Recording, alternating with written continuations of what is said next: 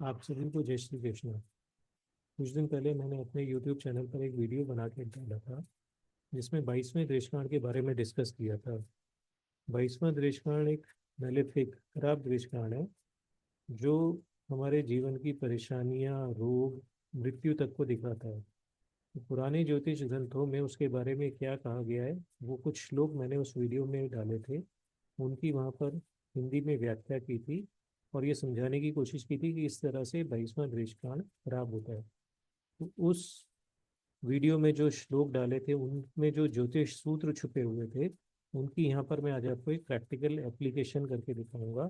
एक case study हम लोग ले रहे हैं जिसमें हम समझेंगे कि उस केस स्टडी में उन सूत्रों को किस तरह से अप्लाई कर सकते हैं और किस तरह से 22वां दृष्टांत जिंदगी की परेशानियां और मृत्यु तक को दिखा सकता है। तो ये केस स्टडी हम एक ले रहे हैं। इन जातक का जन्म हुआ था 9 जनवरी 1973 को। समय था रात के 11:50 नई दिल्ली। और इनका दुखद निधन हुआ था 20 मई 2024 में। ये इनकी जन्म कुंडली है।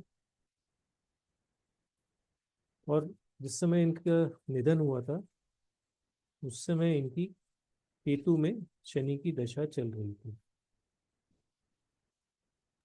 तो यदि आप केतु को इस कुंडली में देखेंगे तो केतु दशम भाव में है। 10वां भाव मृत्यु का नहीं होता। शनि ग्रह जिनकी अंतर्दशा चल रही है वो 5वें और छठे घर के स्वामी हैं। 9वें भाव में बैठे हुए हैं। 5वां घर, छठा घर, 9वां घर ये भी मृत्यु के नहीं होते। तो इनकी मृत्यु क्यों हुई इस दशा में? एक कारण ये हो सकता है कि केतु और शनि दोनों मेलेफिक ग्रह हैं, तो कुछ परेशानी देके जा सकते हैं, बट मृत्यु का कारण तो नहीं दिख रहा है यहाँ पर, क्योंकि ये दोनों ग्रह मृत्यु के भाव से कोई संबंध नहीं बना रहे। अब ये गोचर कुंडली है उस दिन की। यदि आप गोचर में देखेंगे तो गोचर में भी शनि ग्रह छठे भाव से जा रहे हैं। छठा भाव होता है रोग, ऋण, शत्रु का। रोग का भाव होता है छठा भाव, मृत्यु का तो नहीं होता। केतु जा रहे हैं लगन से। तो यदि केतु का गोचर लगन से हो रहा है और शनि का गोचर छठे भाव से हो रहा है तो मृत्यु तो नहीं दिखती। तो क्या कारण है कि इस दिन इनकी मृत्यु हुई? मृत्यु एक बहुत बड़ी घटना है। एक बहुत बड़ी घटना है जो कुंडली में नजर आनी चाहिए। यहाँ पर दशा अंतर दशा में वो चीज़ नहीं दिख रही है हमें। तो इस चीज़ को समझेंगे हम। मैं आपको एक्सप्लेन करूंगा दृष्टांत पे। तो जिन आप में से जिन लोगों ने वो पुराना वीडियो नहीं देखा है वो इस वीडियो को ज़रूर देख लें। ये उस वीडियो की स्नैपशॉट है। इस वीडियो को ज़रूर देखें, और जिन्होंने वो वीडियो देखा है वो एक बार इस वीडियो को पुनः देख लें ताकि उनको उस वीडियो में बताए हुए श्लोक और सूत्र ठीक से समझ में आ जाए। यहाँ पर हम डायरेक्टली उन सूत्रों की एप्लीकेशन कर रहे हैं। इस वीडियो में मैं केवल उनकी एप्लीकेशन दिखा रहा हूँ। और ये पहली केस स्टडी है। मैं इस तरह की 2-3 केस स्टडीज और डालूंगा अलग अलग वीडियोस में। तो आप लोग चैनल को देखते रहिएगा। जो नए वीडियोस आएंगे उसमें मैं आपको 2-3 केस स्टडीज और दिखाऊंगा जिसमें देशकांड से मृत्यु को कैसे देखते हैं उसकी एक्सप्लेनेशन वहाँ पर होगी। तो यहाँ पर अब हम इनकी देते हैं देशकांड कुंडली। देशकांड कुंडली में सबसे पहले देखिए कि लग्न में कौन सी राशि आ रही है। लग्न में है शनि का देशकांड, यानी कि मकर राशि। तो मकर राशि के स्वामी हो गए शनि ग्रह। इनको देखिए कि ये लग्न कुंडली में कहाँ बैठे हैं। लग्न कुंडली में शनि ग्रह बैठे हुए हैं 9वें भाव में। जैसे कि हमने पहले ही डिस्कस किया था, शनि ग्रह 9वें भाव में बैठे हैं। इसके बाद देखिए देशकांड कुंडली का 8वां भाव, क्योंकि 8वां भाव जो होता है वही 22वां देशकांड होता है। तो देशकांड कुंडली के 8वें भाव में आ रही है सूर्य की राशि। सूर्य का देशकांड आ रहा है। और सूर्य ग्रह को देखिए कि वो जन्म कुंडली में कहाँ पर बैठे हुए हैं। जन्म कुंडली में सूर्य महाराज बैठे हुए हैं चौथे घर के अंदर। तो 22वें देशकांड का स्वामी 22वें देशकांड में ही बैठा हुआ है देशकांड कुंडली में। और काफी मजबूत है, इसलिए काफी स्ट्रांग है। और वो ग्रह जन्म कुंडली के चौथे भाव में बैठे हुए हैं। जिस तरह से हमने लगन से 22वें देशकांड को देखा है, इसी तरह से हमें चंद्रमा से भी 22वां देशकांड देखना चाहिए। तो चंद्रमा से अष्टम भाव के अंदर है वृषभ राशि। वृषभ राशि के स्वामी है शुक्र। शुक्र को देखिए कि वो लगन कुंडली में कहाँ बैठे हैं। लगन कुंडली में शुक्र ग्रह बैठे हुए हैं यहाँ पे। अब एक ध्यान देने वाली चीज ये है कि शुक्र और सूर्य, जो कि 22वें देशकांड के स्वामी हैं, लग्न और चंद्रमा से, वो दोनों लग्न कुंडली में एक साथ बैठे हुए हैं। तो दोनों एक दूसरे को कॉम्प्लीमेंट कर रहे हैं, दोनों एक दूसरे को बल दे रहे हैं। दोनों मारक ग्रह, परम मारक ग्रह, देशकांड कुंडली के परम मारक ग्रह एक साथ एक ही भाव में बैठे हुए हैं। और यहीं पर बैठा हुआ है लगन कुंडली का स्वामी बुध। तो Budh, Mercury is sandwich between sun and Venus. तो Mercury is already weak. Mercury जो है पहले ही थोड़ा सा कमजोर है, यानी कि लग्न यहाँ पर थोड़ा सा कमजोर है, क्योंकि लग्नेश दो मारक ग्रहों के बीच में बैठे हुए हैं। मारक ग्रह जरूरी नहीं कि ये लगन कुंडली से मारक हो, ये दृष्टांत कुंडली के मारक ग्रह हैं, बट अपना प्रभाव तो देंगे। अब देखिए कि अगली चीज, ये जो सूर्य है, जो कि दृष्टांत कुंडली के 22वें दृष्टांत में बैठे हुए हैं, ये सूर्य मृत्यु वाले दिन क्या कर रहे थे? सूर्य का गोचर उस दिन हो रहा था वृषभ राशि से। और वृषभ राशि जो है वो चंद्रमा से 22वां दृष्टांत। तो चंद्रमा से 22वें दृष्टांत में जो राशि आती है, उसी राशि से लग्न से 22वें दृष्टांत के स्वामी सूर्य का गोचर हो रहा था। और एक और ध्यान देने वाली चीज ये है कि चंद्रमा से 22वें दृष्टांत के स्वामी शुक्र का गोचर भी वहीं से हो रहा था। अब 22वें दृष्टांत के दोनों स्वामी वृषभ राशि से गोचर कर रहे थे, और वृषभ राशि चंद्रमा से 22वां दृष्टांत। तो एक तो कारण ये हो गया। पर क्या इतने से मृत्यु हो जाएगी? अब आप ये कहेंगे कि सूर्य और शुक्र अगर साथ में बैठे हैं गोचर में, तो क्या मृत्यु हो जाएगी?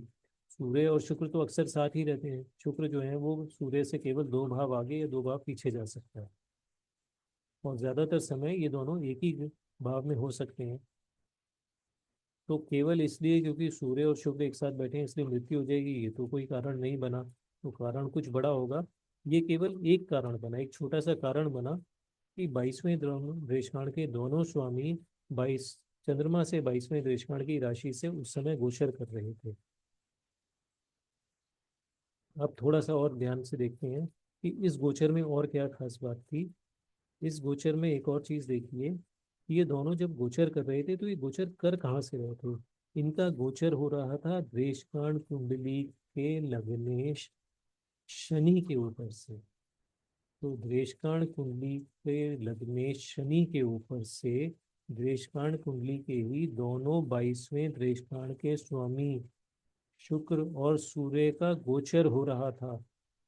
और 22वें और लग्न देशकांड कुंडली के लग्नेश शनि खुद 22वें देशकांड की राशि में ही बैठे हुए हैं। तो जिस तरह से बुध सूर्य और शुक्र के बीच में फंसा हुआ है और थोड़ा सा कमजोर था, इसी तरह से देशकांड कुंडली का लग्नेश शनि भी कमजोर था, क्योंकि वो जन्म से ही 22वें देशकांड की राशि के अंदर बैठा हुआ है। और उसी के ऊपर से 22वें देशकांड के दोनों स्वामियों का गोचर हो रहा था। तो ये एक बहुत बड़ा कारण था। उसके साथ साथ आप दशा को लगा के देखिए कि दशा केतु में शनि की चल रही थी, यानी कि एक मेलेफिक ग्रह केतु के साथ शनि की चल रही थी, और शनि इस दशा में पहले से ही कमजोर थे। तो दृष्कर्ण के स्वामी शनि जन्म कुंडली में भी कमजोर, दशा में भी कमजोर, और गोचर में भी उसके ऊपर से 22वें दृष्कर्ण के दोनों स्वामियों का गोचर हो रहा था। तो ये सारे कारण जब मिल रहे थे तो मृत्यु या कोई बहुत बड़ी परेशानी आ सकती थी। अब एक और कारण है, इतना ही नहीं है, एक और कारण यहाँ पर था। बहुत ध्यान से अगर आप देखेंगे तो यहाँ देखिए कि सूर्य और शुक्र के बीच में एक और ग्रह है, जो कि है गुरु। पिछले वीडियो में सेकंड लास्ट श्लोक जो मैंने दिया था उसमें ये बताया गया है कि जब रेशकाण के लग्नेश के ऊपर से गुरु का गोचर होता है तो मृत्यु की संभावना होती है। तो यहाँ पर रेशकाण के लग्नेश शनि के ऊपर से गुरु का भी गोचर हो रहा था, 22वें देशकांड के दोनों स्वामियों का भी गोचर हो रहा था। दशा में भी शनि कमजोर और लग्न कुंडली में भी शनि कमजोर थे। तो जब इतने सारे कारण बन गए तो इतने सारे कारणों के कारण इतने सारे कारणों की वजह से इस जातक की उस दिन मृत्यु हो गई। ज्योतिष में किसी भी घटना को कोई भी एक ग्रह कोई भी घटना एक ग्रह के कारण नहीं होती, उसके पीछे बहुत सारे कारण होते हैं। और जो घटना जितनी बड़ी होगी उसके पीछे उतने ही ज्यादा ग्रह उतने ही ज्यादा कारण होंगे। तो यहाँ पर हमने देखा कि मृत्यु हुई उसके पीछे बहुत सारे कारण थे। जन्म कुंडली भी वहाँ पर इम्पोर्टेंट थी, वहाँ पर दशा का भी रोल था, वहाँ पर गोचर का भी रोल था, और सबसे बड़ा रोल था वहाँ पर द्वेषकांड का। तो द्वेषकांड से यहाँ पर मैंने आपको बताया कि किस तरह से जो पिछले वीडियो में श्लोक सूत्र मैंने बताए थे उनको किस तरह से यहाँ अप्लाई करके आप मृत्यु को देख सकते हैं। अगर इसी घटना को आप केवल लग्न कुंडली से देखते तो पूरी तरह से समझ में नहीं आती। तो वर्ग कुंडली का यही बेनिफिट होता है कि वो किसी भी घटना की माइक्रोस्कोपिक एनालिसिस आपको देते हैं। अब इसी घटना को, यही जातक की मृत्यु को हम नवांश कुंडली से भी देख सकते हैं। नवांश कुंडली में भी ये नजर आती है। बट क्योंकि यहाँ पर आज हमारा डिस्कशन केवल दृष्टांत कुंडली के बारे में है तो हम नवांश कुंडली को यहाँ डिस्कस नहीं करेंगे। फिर कभी जब हम नवांश कुंडली के बारे में बात करेंगे तब हम इस कुंडली के अंदर किस तरह से नवांश से मृत्यु को देख सकते हैं वो वहाँ पर डिस्कस करेंगे। फिलहाल आज के लिए हम दृष्टांत के ऊपर ही फोकस करेंगे। तो इस वीडियो को आप 2-3 बार देखिए, ध्यान से समझने की कोशिश करिए। कहीं कोई डाउट है तो पुराने वीडियो के अंदर जो श्लोक दिए हुए हैं उनको रेफर करिए, अच्छी तरह से इसके ऊपर मास्टरी करिए। और आने वाले समय में मैं 2-3 वीडियोस और डालूंगा जिसमें मैं केस स्टडीज दूंगा 22वें देशकांड के ऊपर। उनको देखिएगा, प्रैक्टिस करिएगा, ताकि 22वें देशकांड की आपको अच्छी तरह से समझ हो सके। और ये आपके जो भी ओपिनियंस हैं, व्यूज़ हैं, वो आप मेरे साथ यूट्यूब के कमेंट सेक्शन में शेयर कर सकते हैं। तो आज के लिए इतना ही। अगले वीडियो में एक और केस स्टडी के साथ आपके साथ मिलेंगे। तब तक के लिए जय श्री कृष्ण।